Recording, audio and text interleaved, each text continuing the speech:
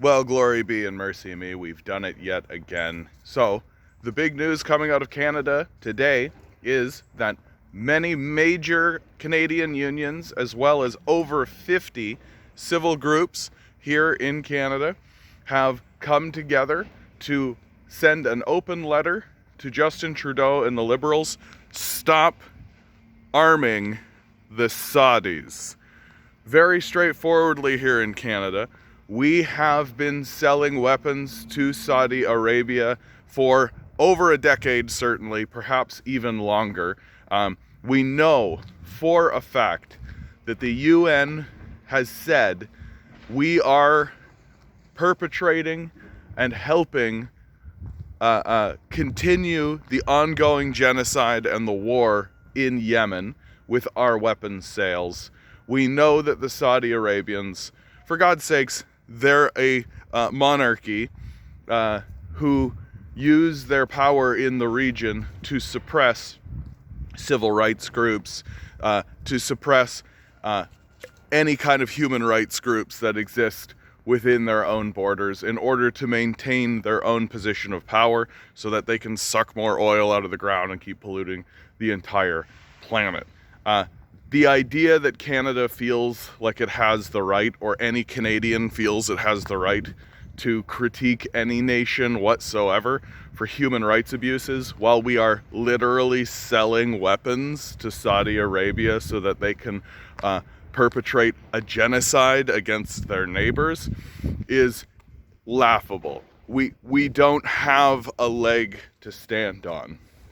And while it's actually quite wonderful to see the unions and these civil rights groups and all of these civic organizations to come up and actually say to the Canadian government in a document together, hey, maybe don't sell weapons to genocidal nations.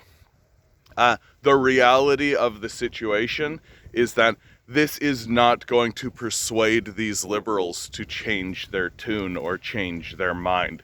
The liberals are no longer responsive to the demands of the populace. They are no longer responsive or interested in doing things because the populace wants them to, if they ever were in the first place. I mean, what's the only thing they've actually done that the populace wanted them to do? They legalized weed, kind of, right? Oh, a plant, you did it. You did it, you guys. You made a plant legal. A plant we were all smoking anyway.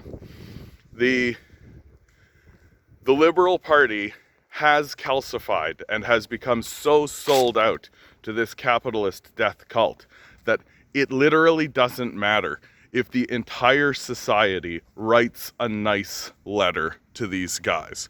What is going to need to happen to persuade organizations like the Liberals, who have completely capitulated to corporate power, who have completely capitulated to the capitalist death cult? We have to surround the halls of power. These groups, these unions, these civil organizations, all of these people, right? They're organizing in order to get their names on a letter that they send to the Liberals. Well, who cares, right? The Liberals the Liberals have received letters from the Canadian Senate that they've ignored. The Liberals receive letters from the military that they ignore, right? The Liberals only care what the billionaire class thinks. That's it. And the billionaires are psychotic vampires who are absolutely draining blood out of the system every single day so that they can make numbers go up in a bank account. I mean, for goodness sakes, these liberals are currently selling arms and training Nazi groups in Ukraine. You think that they're gonna suddenly stop giving weapons to Saudi Arabia? Why? Because we sent them a letter asking them to? Like, this is the embarrassing state of our position today. That we genuinely think, for some reason, we genuinely think that we can get things done by asking nicely. I see it over and over and over and over and over and over and over again, issue by issue by issue by issue, right? Whether it's climate change, whether it's the basic income, whether it's selling weapons to the Saudis, over and over and over and over and over again, the Canadian populace seems dead convinced that all we need to do is ask nicely enough. All we need to do is say to these politicians, please, with enough force and enough compassion and enough empathy and enough meaningful genuineness that we actually believe that that is how things will happen, and it's a complete and total farce. Our political class will not respond to us until we surround the halls of power.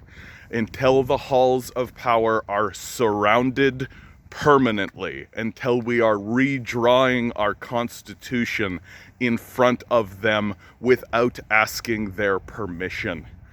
And that is the core of it. That is the linchpin of this entire conversation that we are having, is that for some reason, the Canadian populace still thinks that we need to ask permission to this death cult that is literally committing genocide after genocide, that is literally bombing places, creating little Palestinian skeletons, destroying everything that they can touch, including their own society. I remind you of the BC floods.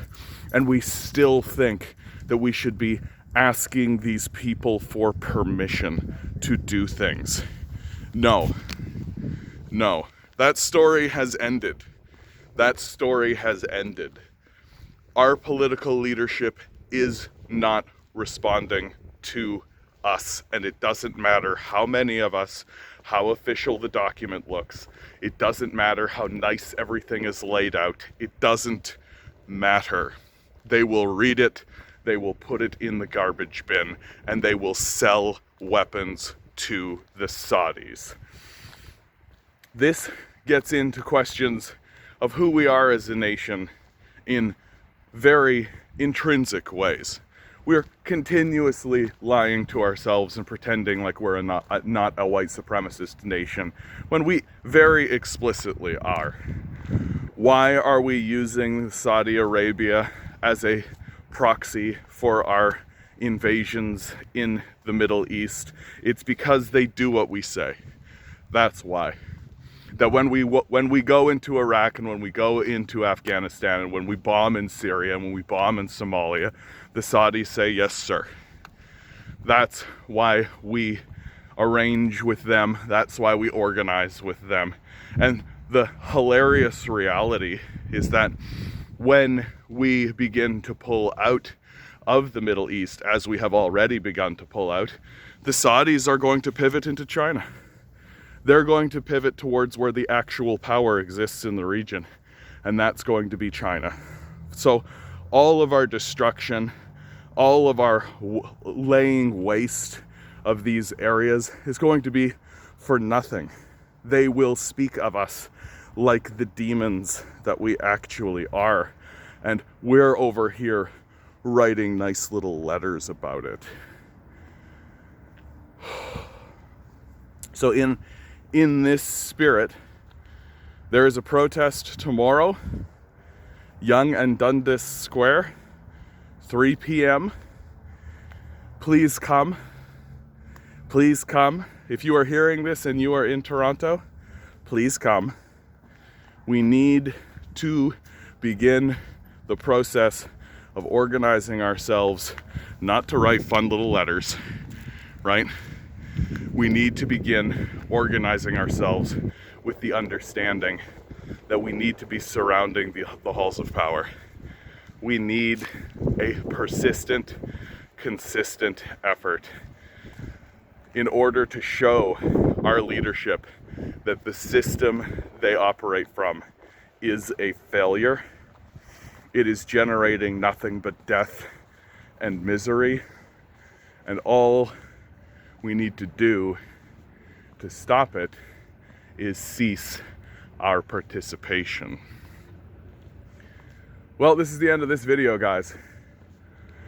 As always, like, share, subscribe, right? Oh, the beautiful sun on my face. Oh man, that's nice. Like, share, subscribe. Send $1 down into my Patreon down below if you've got $1 jangling around your pocket. Please, I could use it. The rent is too damn high. Fun fact, in the Soviet Union, rent was only allowed to be 4% of someone's income. I spend 60%.